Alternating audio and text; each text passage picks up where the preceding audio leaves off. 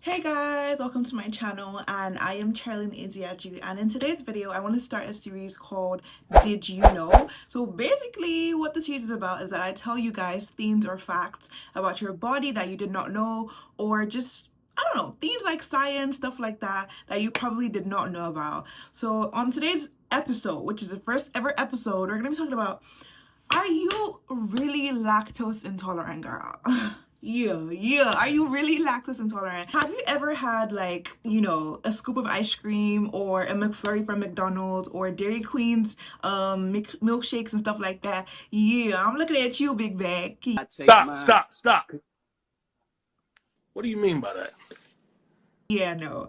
And have you ever had those things and rushed immediately to the toilet? Like, runner, she's a trick star. Calm down. You might not be lactose intolerant. You might not actually have, you might not actually be intolerant to lactose. You might just be having so many other problems wrong with you because, you're a big. That one we are not going to tolerate at all. At all. Okay, now first things first, what is actually lactose? So lactose is basically the natural sugars that are found in dairy products like milk, cheese, whatever you can think of, right? And in order to digest this lactose, we actually need the enzyme called lactase. At birth, when we were infants or fetus, or not fetus, but like when you're infants, when you're a child, when you're a baby, we actually have a higher concentration of the enzyme lactase, which means that we are able to digest or break down this lactose much more easily. But as we grow up and as we get older, we kind of like reduce the amount of production of the lactase enzyme. Either we reduce it completely or it's just now in very little amounts in our bodies, which means that it is kind of harder to digest lactose. And for some people, it might be much harder, and it can cause other symptoms or further symptoms that is most common, like diarrhea or vomiting or bloating or feeling gassy, all those kind of stuff. Yeah, let me just bust your bubble real quickly, girl, real quickly. So it turns out that there are other like sneaky culprits that might mimic the feeling or the symptoms of lactose intolerance. For example, people could have dairy protein allergies, or even irritable bowel syndrome, or even eating too fast. Like when you consume dairy products or multiple foodstuffs at the same time really fast, it could kind of give you that symptom of, lactose intolerance, like the diarrhea, the vomiting, the nausea, or the like feeling bloating or gassy, all that stuff, right? Sometimes it could also be like your brain playing tricks on you, like the nocebo effect, or basically like a placebo effect, where you feel like you're lactose intolerant, and so like when you consume dairy or milk, your mind basically tricks itself into thinking, yeah, I'm actually lactose intolerant. And like, girl, you are not. You are not. You keep talking, man, and you shut the fuck up, huh?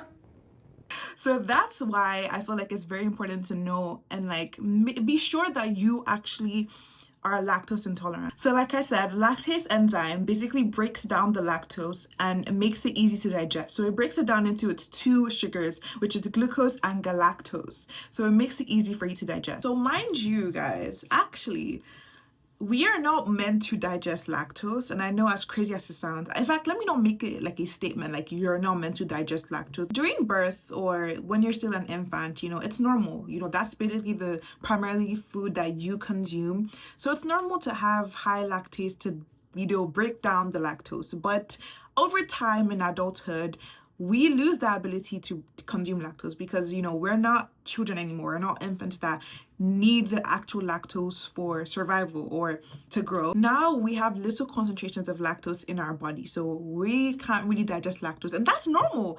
That's the normal one. You are a normal person. You are normal if you cannot digest lactose. There's like mutations in the MCM6 gene, which is also the regulatory gene, and if you don't know what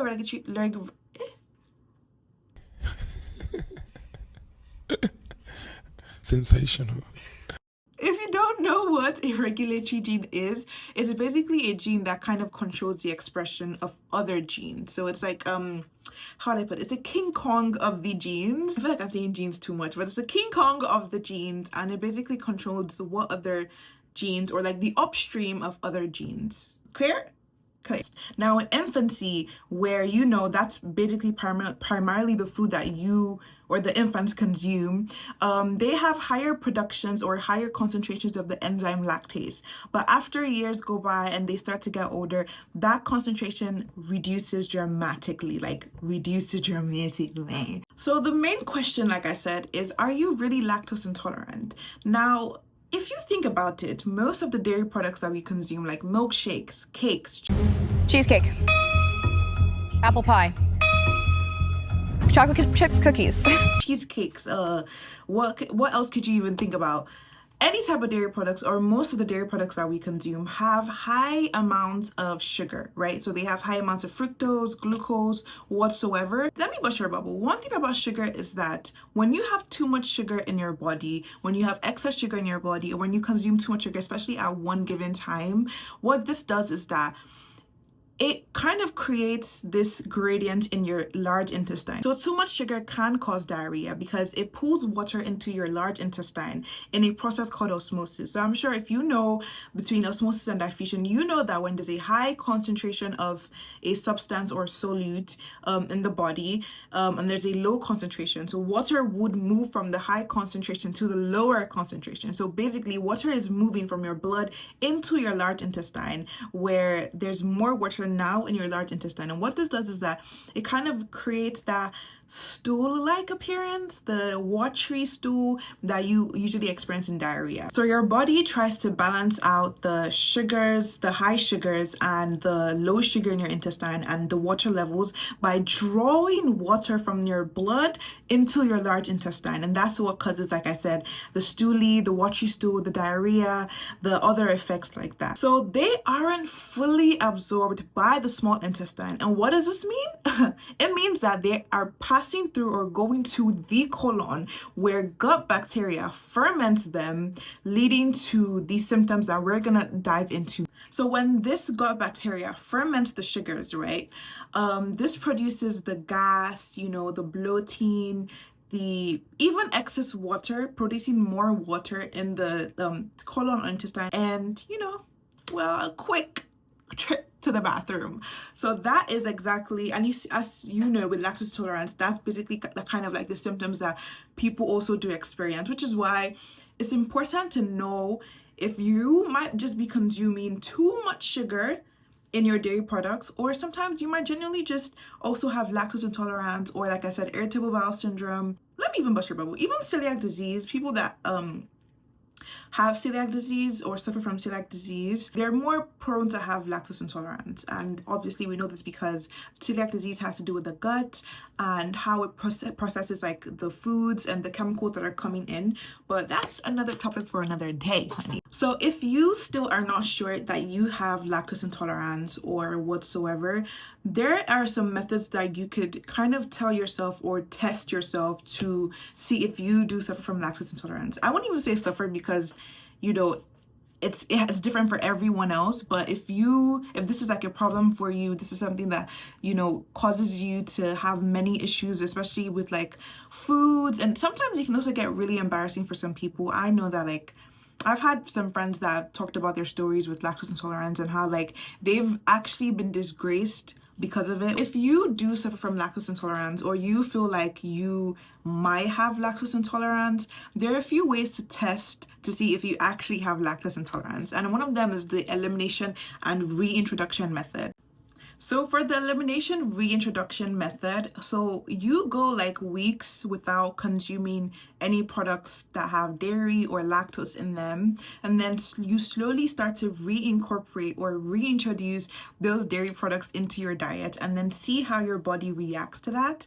And actually, there are also lactose intolerant tests that you could actually take, and also the hydrogen breath test. So how the hydrogen breath test works is that you consume lactose and then they measure the amount of hydrogen that your body produces. So when you ferment those sugars, it produces more hydrogen. So if there's a high level of hydrogen in your body, then that kind of signifies some type of intolerance. But obviously, these are tests that you do with your doctor or your GP whatsoever. Now, there's something called the lactase persistence. And this is basically when you are able to break down lactose in adulthood.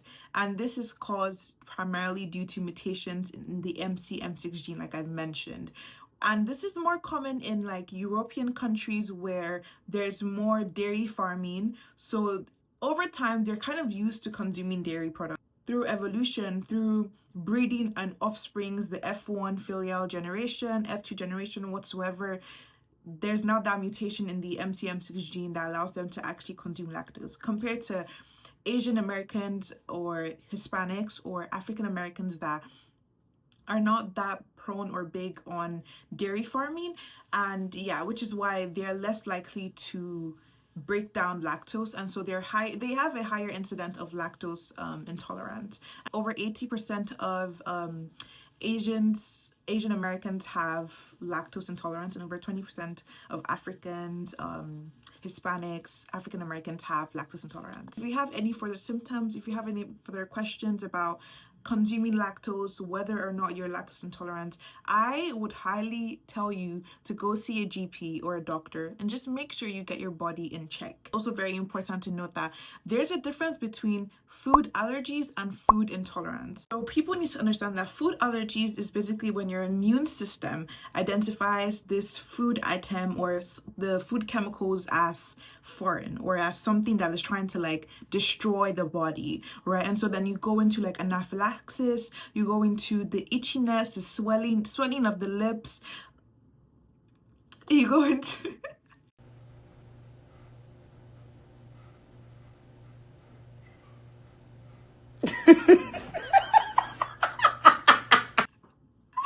you go into the nausea. Sometimes it could even cause fainting. So many other side effects that are very extreme. But for food intolerance, this is basically when your body cannot digest. So yeah, it can't digest the food stuff that are, that you're consuming, which is, this is when you experience symptoms like bloating, gassiness, name it all. Not that you can't actually experience like gassiness and bloating with food allergies, but you need to know that like there's a huge difference, right? So you have more extreme cases and extreme situations with food allergies compared to food intolerance. And not to say that if you're having cramps and bloating, that is not extreme. It can also get extreme for you. But like I said, all of these things you need to also test and make sure that they are confirmed an issue for you. Either it's intolerance or allergies, but you need to be very careful between the two. At the end of the day, go get yourself that McDonald's McFlurry. Go get yourself that cheesecake. Go get yourself that cheese.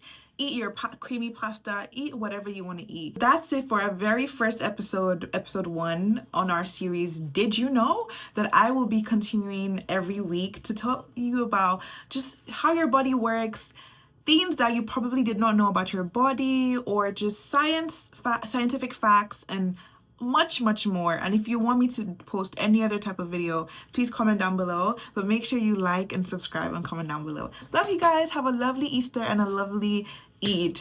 Be happy, be free, and I'll see you guys in the next video. Bye.